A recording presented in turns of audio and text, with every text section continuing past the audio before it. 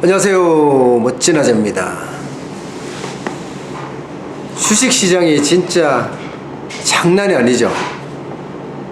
거의 롤러코스터 막 왔다갔다 하는 장세가 우리나라뿐만 아니라 전 세계적으로 거의 난리네요. 그죠? 일본도 뭐 2% 이상, 홍콩도 2% 이상, 뭐 한국도 마찬가지, 심지어는 프랑스나 독일도 마찬가지로 이렇게 롤러코스터 장세가 연출이 되고 있습니다. 기본적으로는 미국 시장이 불안해서 그런 거고요. 미국 시장의 불안의 원인은 하나였어요. 인플레이션. 미국이 사실 실업률이 3% 정도로 줄어들었잖아요. 그러다 보니까 임금이 상승될 수밖에 없었던 거예요. 근로자들의 임금이 상승이 되니까 그게 인플레이션으로 이어진다 하는 우려가 나왔습니다. 인플레이션이 나면 아무래도 통화당국은 긴축을 쓸 수밖에 없거든요.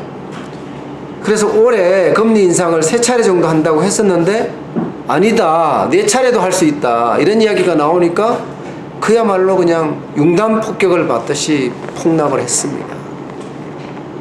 게다가 앞으로도 내년 초반까지 2번 더 해서 많으면 금리 인상을 6번까지 하겠다. 그래서 지금 현재 1.25%에서 1.5%거든요. 이게 2.75%에서 3%까지 갈 거다 하는 예상까지 하고 있을 정도입니다. 그야말로 난리인 거죠, 난리. 그만큼 미국이 나름대로는 잘 돌아가고 있다는 의미도 됩니다. 실업률이 줄어들었다는 것은. 문제는 재정적자입니다. 거의 31년 만에 기업들에게 법인세를 대폭 인하해 줬잖아요. 이게 재정적자를 가속화시키고 많게는요 GDP의 5% 정도까지 갈 거라고 예상을 하고 있어요.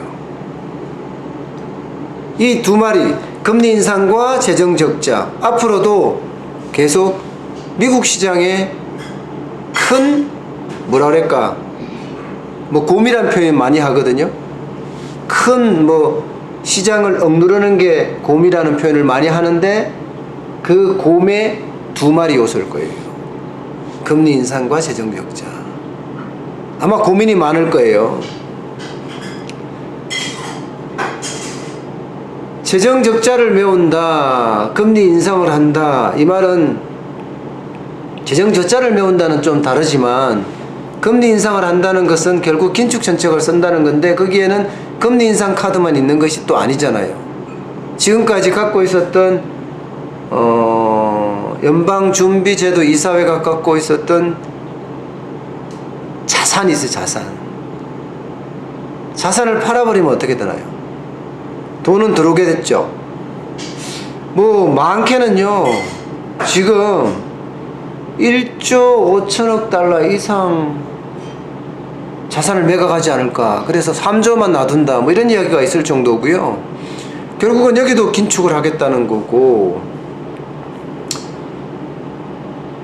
국채도 판다는 이야기가 있어요. 국채를 팔면 돈을 걷어들이잖아요. 그죠? 이런 식의 미국의 어떤 뭐라고 하나 하면 강력한 긴축 정책이 앞으로도 당분간 계속될 거다 이렇게 예상을 하고 있습니다. 결국은 양적 완화로 만들어진 이 시장이 이제는 긴축으로 통화 팽창 시장에서 통화 축소 현상이 나면서 시장을 억누를 것으로 그렇게 예상이 됩니다. 당연히 국내 시장도 해외 시장에 영향을 받을 수밖에 없습니다. 미국 시장이 긴축을 하면 우리도 자연스럽게 될 수밖에 없는, 그러면 시장도 커플링으로, 미국 시장이 내려가면 우리도 내려가는 형태의 어떤 커플링으로 갈 가능성이 굉장히 높습니다. 다시 말해서 당분간 시장은 계속 내려갈 거라는 거죠. 적어도 부정 전까지는 시장이 차분하게 내려가지 않을까 이렇게 예상을 하고 있습니다. 항상 시장을 읽는 눈을 가져야지 투자도 할 수 있으니까 시장이 워낙 많이 변하니까 오늘은 이 시장에 대한 이야기를 좀 말씀을 드렸어요. 가장 중요한 건 항상 미국 시장이라고 말씀을 드렸고, 미국이 통화 긴축 정책을 쓰고 있다. 이 말은 결국 인플레이션 우려 때문에 통화 긴축을 한다. 그러면 금리 인상을 3번 하던 것을 4번, 내년 초까지는 2번 더해서 6번까지도 할 수 있다. 이것은 시장이 굉장히 충격을 주고 있고, 그 충격은 그대로 미국 주식시장에 반영이 되고, 미국 주식시장은 한국 주식시장까지 반영을 하고 있다. 이게 커플링 형태의 어떤 모양새다. 앞으로 구정 전까지는 시장 자체가 아마도 차분하게 가라앉을 거다 하는 예상들을 할 수 있는 겁니다. 아셨죠? 어느 정도 통화에 대한, 시장에 대한 이야기는 된 것 같습니다.